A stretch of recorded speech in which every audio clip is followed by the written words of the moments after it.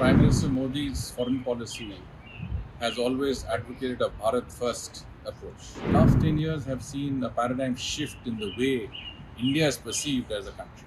A rare, I would say, instance of a global leader being invited on two occasions to address, the bastion of democracy in the United States itself is a fitting testimony. Ultimately, it comes down to the leadership that is needed to drive policy.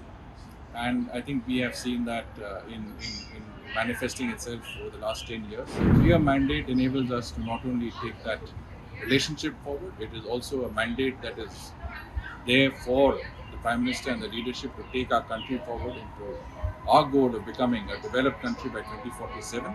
June 4th is approaching fast.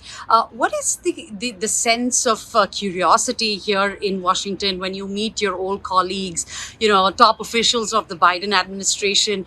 What's the mood like? Well, it's good to be back, and I've met a lot of my friends, whether they're into politics or they're officials in the administration or even members of the community, business, etc. And as expected, I think there's a lot of interest in the elections and the electoral exercise that's taking place in India. Not only because of what it represents, another major exercise in democracy, but also because the consequences in terms of the results of the elections will be important not just for India but the world at large. And I think here in the United States there is a very clear sense of interest in those elections. Right. Now, you worked very closely under the leadership of Prime Minister Modi with, Dr. Jaishankar. If this administration returns to power, what is your sense of, what would be the priorities for the next 100 days in terms of foreign policy, in terms of the India-US relationship and the trajectory? Well, Prime Minister Modi's foreign policy has always advocated a Bharat First approach. In other words, citizens of India and their priorities have guided and dictated how our foreign policy is implemented on the ground. And the last 10 years have seen a paradigm shift in the way India is perceived as a country. I mean, the fact that Prime Minister Modi was invited to address a joint session of the US Congress, not once but twice. I mean, a rare, I would say, instance of a global leader being invited on two occasions to address, the bastion of democracy in the United States itself is a fitting testimony to A, the importance ascribed to the relationship by the United States, and B, Prime Minister Modi's own stature as a leader that has taken India, far beyond what would have been expected of any leadership to achieve in just a decade's time. Right. You've been here before. You've seen the India-US relationship. Could you stress upon, the last 10 years, how this relationship has moved forward? To A, the importance ascribed to the relationship by the United States, and B, Prime Minister Modi's own stature as a leader that has taken India, far beyond what would have been expected of any leadership to achieve in just a decade's time. Right. You've been here before. You've seen the India-US relationship. Could you stress upon, the last 10 years, how this relationship has moved forward, in terms of the convergences? There have been some differences as well. Where does India and US stand today? Well, my own sense is that the relationship has matured and is today in a position where it is able to consider the strategic aspect of the relationship in a more comprehensive manner and not allow these instances where any two vibrant democracies could have differences in them.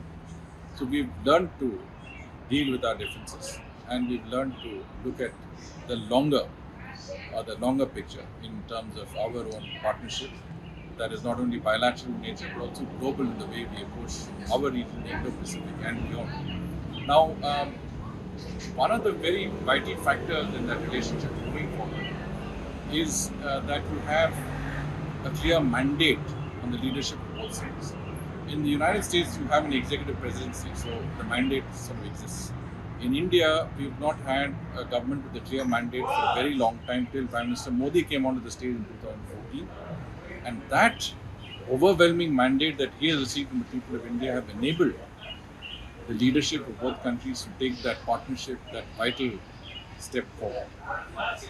So we've come a long way, and if you look at the fact that Prime Minister Modi has had a very good relationship with three successive U.S. presidents, from President Obama to President Trump to President Biden now, is also a very, very important factor in the way the relationship is driven at the very top in both countries. I recall the first in-person Quad meeting that Prime Minister Modi was invited to and attended in Washington D.C. in September 2021. And I've also noted that there's hardly any issue of global importance on which the United States hasn't consulted India at the highest levels, whether it is an issue of climate change, whether it's an issue of sustainable development, whether it's political issues such as Afghanistan. I think on every issue we have been in a part of that consultations that you hold when you want a consensus in global decision making. So I think we've come a long way, and that relationship is driven by strong economic undercurrent, trade, investments. US investments in India have fueled the startup, I would say, revolution. Indian investments in the US have also created lots of jobs in the United States. Technology is an important part of that. And of course, people to people connect. The Indian diaspora in the United States is a very successful one. They are a bridge between our two countries. And so these factors have taken that relationship forward. But as I said, ultimately it comes down to the leadership that is needed to drive policy. And I think we have seen that in manifesting itself over the last 10 years. And I think this trend will only continue. And that brings me to the point of a clear mandate once again. A clear mandate enables us to not only take that relationship forward, it is also a mandate that is there for the Prime Minister and the leadership to take our country forward into our goal of becoming a developed country by 2047. And that means every citizen of India is motivated towards that particular goal today. Without that mandate, I think we would be faltering in what has already been a very, very remarkable economic, socio-economic development in our country. And I sense here, in speaking to people, that there is consensual support for India to continue its progress, for India to continue to contribute not only to the relationship but to global affairs.